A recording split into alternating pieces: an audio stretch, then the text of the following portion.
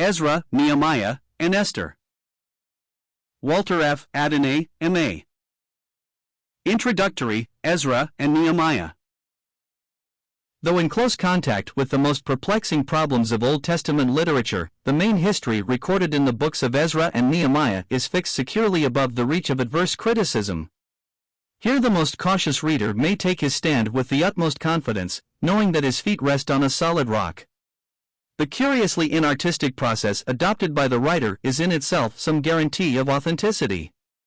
Ambitious authors who set out with the design of creating literature and perhaps building up a reputation for themselves by the way may be very conscientious in their search for truth, but we cannot help suspecting that the method of melting down their materials and recasting them in the mold of their own style which they usually adopt must gravely endanger their accuracy.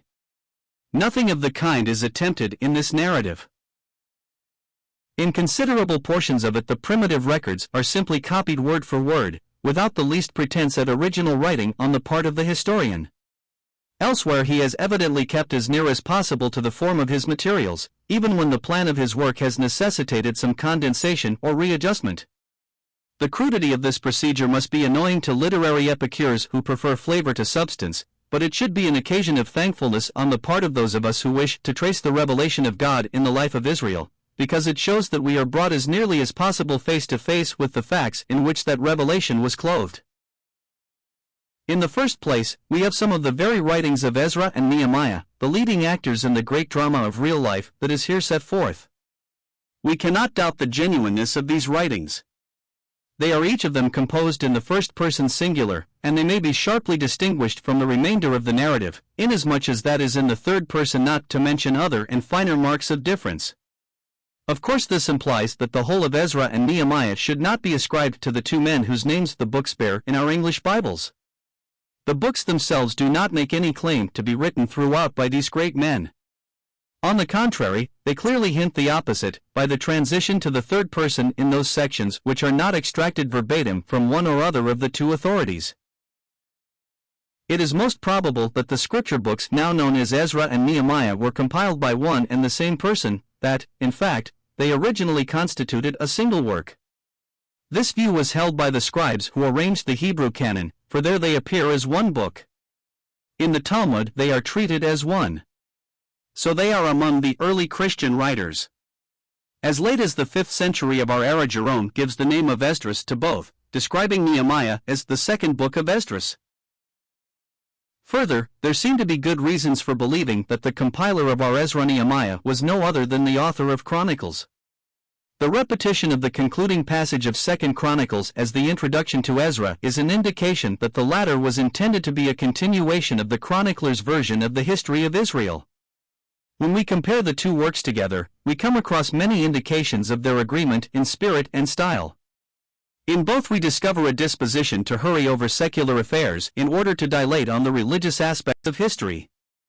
In both we meet with the same exalted estimation of the law, the same unwearied interest in the details of temple ritual and especially in the musical arrangements of the Levites, and the same singular fascination for long lists of names, which are inserted wherever an opportunity for letting them in can be found. Now, there are several things in our narrative that tend to show that the chronicler belongs to a comparatively late period. Thus in Nehemiah 12:22 he mentions the succession of priests down to the reign of Darius the Persian. The position of this phrase in connection with the previous lists of names makes it clear that the sovereign here referred to must be Darius III, surnamed Kodamanus, the last king of Persia, who reigned from BC 336 to BC 332. Then the title the Persian suggests the conclusion that the dynasty of Persia had passed away, so does the phrase king of Persia, which we meet with in the chronicler's portion of the narrative. The simple expression the king, without any descriptive addition, would be sufficient on the lips of a contemporary. Accordingly we find that it is used in the first-person sections of Ezra Nehemiah, and in those royal edicts that are cited in full. Again, Nehemiah 12:11 and 22 give us the name of Jaddua in this series of high priests.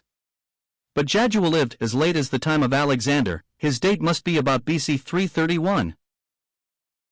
This lands us in the Grecian period. Lastly, the references to the days of Nehemiah too clearly point to a writer in some subsequent age. Though it is justly urged that it was quite in accordance with custom for later scribes to work over an old book, inserting a phrase here and there to bring it up to date, the indications of the later date are too closely interwoven with the main structure of the composition to admit this hypothesis here.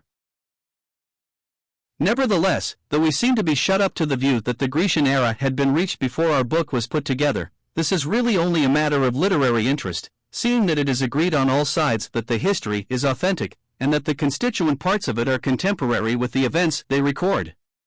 The function of the compiler of such a book as this is not much more than that of an editor. It must be admitted that the date of the final editor is as late as the Macedonian Empire. The only question is whether this man was the sole editor and compiler of the narrative. We may let that point of purely literary criticism be settled in favor of the later date for the original compilation, and yet rest satisfied that we have all we want, a thoroughly genuine history in which to study the ways of God with man during the days of Ezra and Nehemiah. This narrative is occupied with the Persian period of the history of Israel.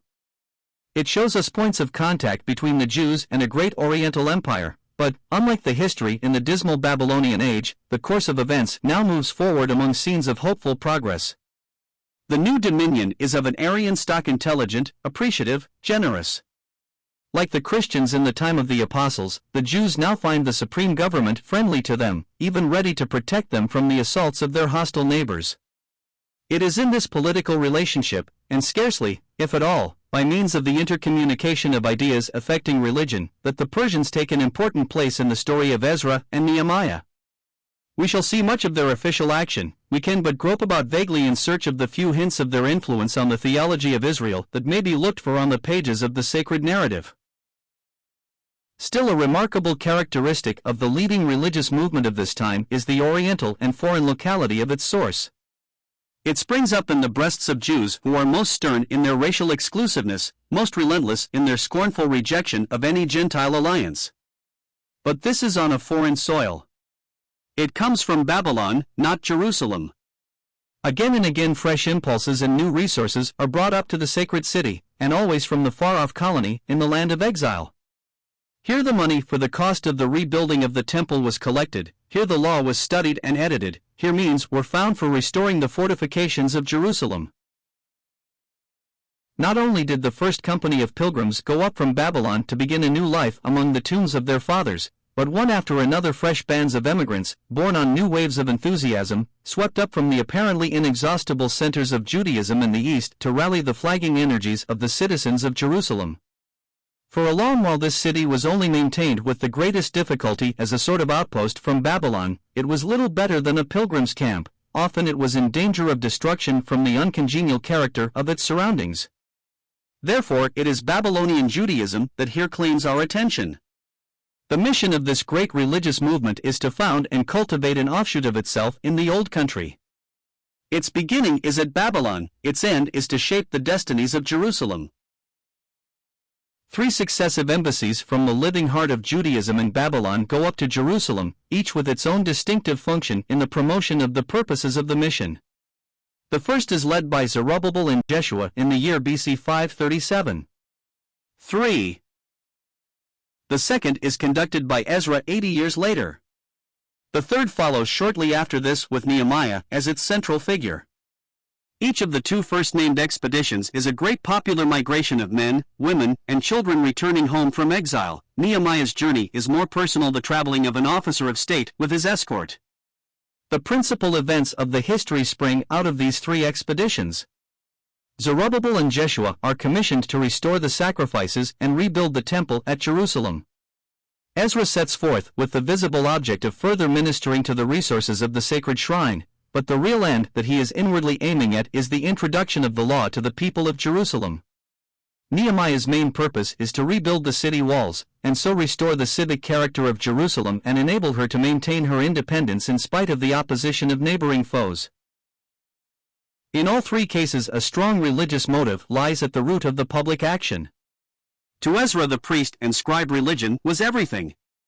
He might almost have taken as his motto, "Perish the state, if the church may be saved." He desired to absorb the state into the church. He would permit the former to exist, indeed, as the visible vehicle of the religious life of the community, but to sacrifice the religious ideal in deference to political exigencies was a policy against which he set his face like flint when it was advocated by a latitudinarian party among the priests.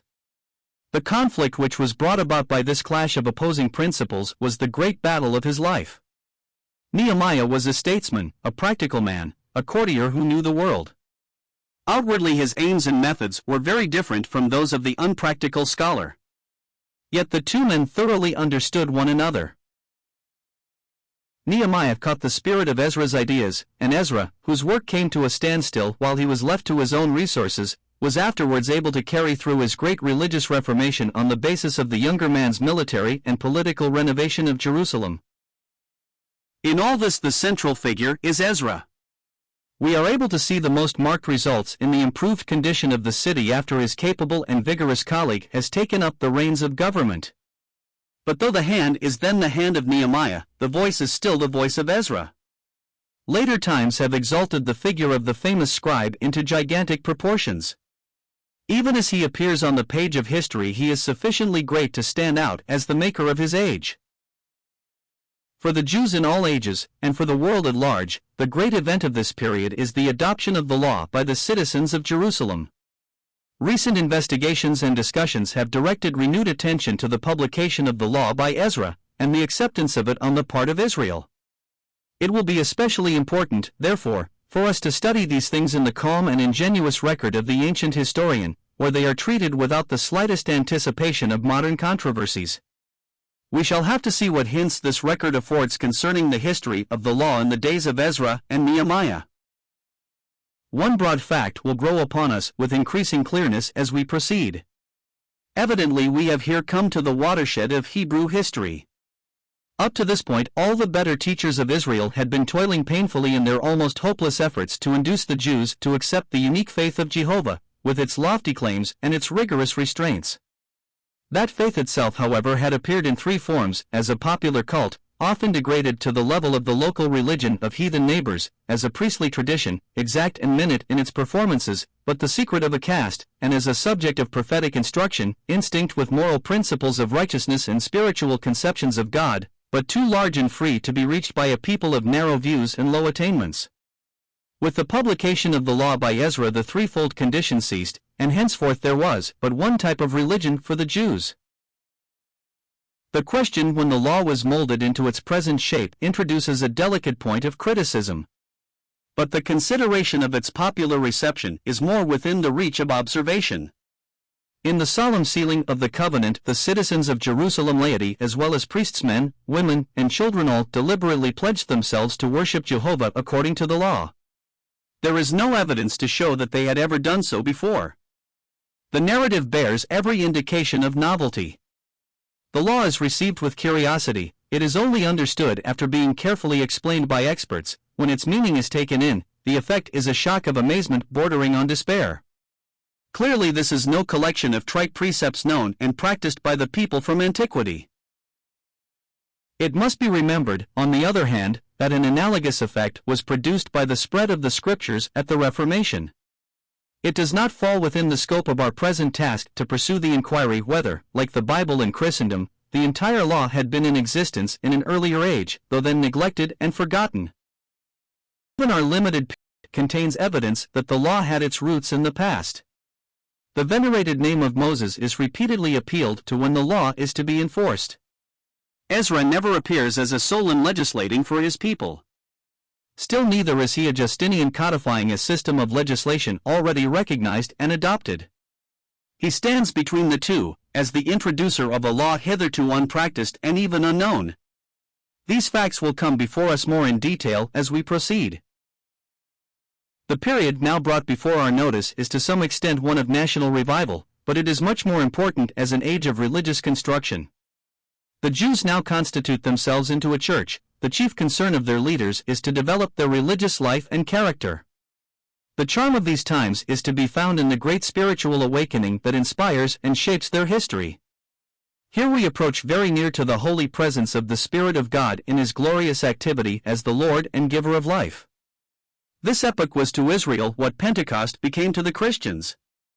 Pentecost, we have only to face the comparison to see how far the later covenant exceeded the earlier covenant in glory. To us Christians there is a hardness, a narrowness, a painful externalism in the whole of this religious movement. We cannot say that it lacks soul, but we feel that it has not the liberty of the highest spiritual vitality. It is cramped in the fetters of legal ordinances. We shall come across evidences of the existence of a liberal party that shrank from the rigor of the law. But this party gave no signs of religious life. The freedom it claimed was not the glorious liberty of the sons of God. There is no reason to believe that the more devout people anticipated the standpoint of St. Paul and saw any imperfection in their law. To them it presented a lofty scheme of life, worthy of the highest aspiration. And there is much in their spirit that commands our admiration and even our emulation. The most obnoxious feature of their zeal is its pitiless exclusiveness.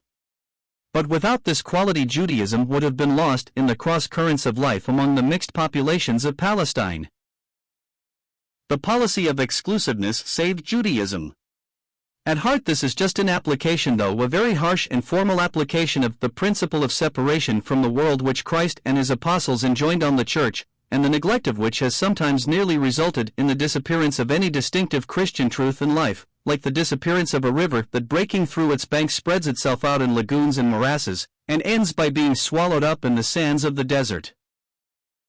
The exterior aspect of the stern, strict Judaism of these days is by no means attractive. But the interior life of it is simply superb. It recognizes the absolute supremacy of God.